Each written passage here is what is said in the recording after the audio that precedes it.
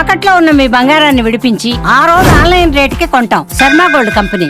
యుద్ధ మేఘాలు కమ్ముకున్న వేళ భారతదేశం తీసుకుంటున్న నిర్ణయాలు, చేసుకుంటున్న ఒప్పందాలు, ప్రపంచ దేశాల నుంచి వస్తున్న మద్దతు పాకిస్తాన్ కంటి మీద కునుకు లేకుండా చేస్తోంది.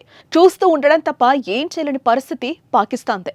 ఇటీవల రాఫెల్ మరైన్ ఫైటర్ల కోసం ఫ్రాన్స్తో ఒప్పందం కుదరగా తాజాగా భారత్కు 1100 కోట్ల విలువైన సైనిక సామగ్రిని పంపించేందుకు అమెరికా ఆమోదం తెలిపింది. అమెరికా రక్షణ శాఖ పెంటగాన్ పరిధిలోని డిఫెన్స్ సెక్యూరిటీ కోఆపరేషన్ ఏజెన్సీ ఇందుకు అనుమతులు మంజూరు చేసింది. భారత్కు అందనున్న సైనిక హార్డ్వేర్ల జాబితాలో SeaVision software, remote software, analytic support వంటివి ఉన్నట్లుగా తెలుస్తోంది. ఈ పరికరాల నిర్వహణ, నిల్వ పంపిణీకి ఉపయోగపడే సామగ్రి సైతం అమెరికా నుంచి భారత్కు అందుతుందని సమాచారం. ఈ సైనిక సామగ్రిని వర్జీనియాలోని హెర్నడాన్ ప్రాంతంలో ఉన్న హ్యాక్ i360 కంపెనీ భారత్కు సప్లై చేయనుంది. అమెరికా అందిస్తున్న సైనిక సామగ్రితో భారత నౌకాదళం మరింత పటిష్టం కానుంది. భవిష్యత్తులో వచ్చే ముప్పులను ధీటుగా ఎదుర్కొనే శక్తి లభిస్తుందని డిఫెన్స్ సెక్యూరిటీ కోఆపరేషన్ ఏజెన్సీ ప్రకటించింది. అమెరికాకు భారత్ ముఖ్యమైన రక్షణ రంగ భాగస్వామి అని, ఇరు దేశాల మధ్య వ్యూహాత్మక భాగస్వామ్య సంబంధాలు ఉన్నట్టు ప్రకటించిన డిఫెన్స్ సెక్యూరిటీ కోఆపరేషన్ ఏజెన్సీ భారత భద్రతను బలోపేతం చేసేందుకు అవసరమైన సహకారాన్ని అందించే అంశానికి అమెరికా కట్టుబడి ఉందని వివరించింది. అయితే దీనిపై భారత ప్రభుత్వ వర్గాలు ఇంకా ప్రకటన చేయాల్సి ఉంది. ఏప్రిల్ 28న 26 రాఫెల్ మరైన్ యుద్ధ విమానాల కోసం భారత్, ఫ్రాన్స్ మధ్య డీల్ కుదిరింది. దీని విలువ సుమారు 63,000 కోట్ల రూపాయలు కాగా, ఒప్పందం ప్రకారం మొత్తం ఖర్చులో భారతదేశం మొదట 15% ఇన్స్టాల్మెంట్ చెల్లించనుంది.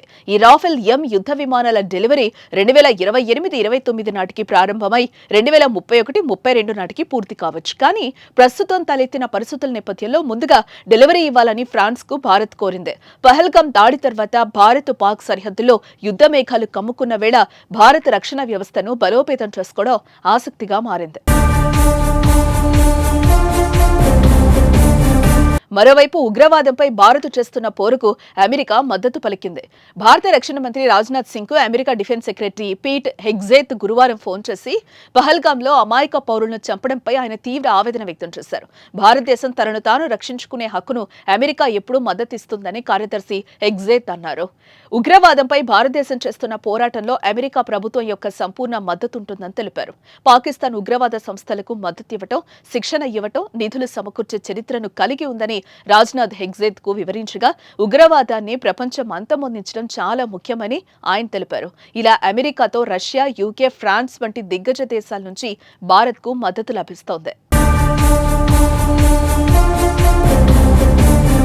పహల్గాం దాడిని భారత ప్రభుత్వం చాలా సీరియస్ గా తీసుకుంది. ఇప్పటికే ఉగ్రవాదులకు పాకిస్తాన్ కు వార్నింగులు, దౌత్యపరమైన షాక్లు ఇచ్చింది. అదేవిధంగా పాక్ ను ఒంటరిని చేసే విధంగా పావులు కదుపుతోంది. పాక్ తీరును ప్రపంచ దేశాలకు తెలిసేలా చేస్తోంది. అన్ని విధాలుగా పాక్ ను దెబ్బకొట్టిన భారత్ దాడి చేస్తే ఆ దేశం మరింత నష్టపోయే అవకాశం ఉంది.